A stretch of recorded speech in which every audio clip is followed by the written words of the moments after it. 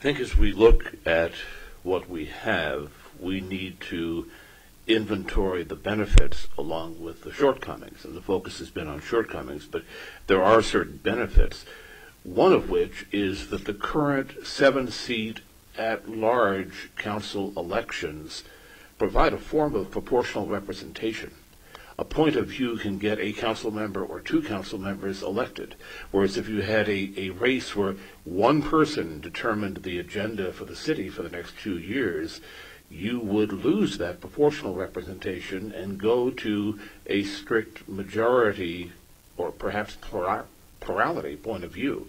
And I think proportional representation, as we have implemented it, or rather as the people who wrote the charter in 1946 implemented it, is actually a pretty good idea for a community of our size.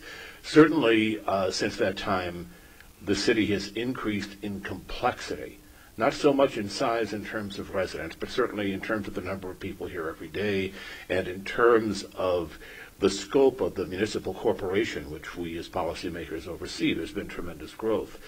But I think that that bedrock principle of proportional representation remains a very valuable one for us. I also have expressed a concern before that having a separate election for mayor would then take candidates out of the city council race, or it might mean that people who are elected for 4-year seats as council members in their off year, sort of as a hobby, run for mayor, which would put some of us in the position of running for office every 2 years, which I know Richard Bloom is very familiar with. And I don't know if we want to institutionalize that. You folks will have your turn. I've gotten beyond it, thank you. So I think there's a lot of unintended consequences to having a separate election for a mayor, most of which I'm just not that comfortable with.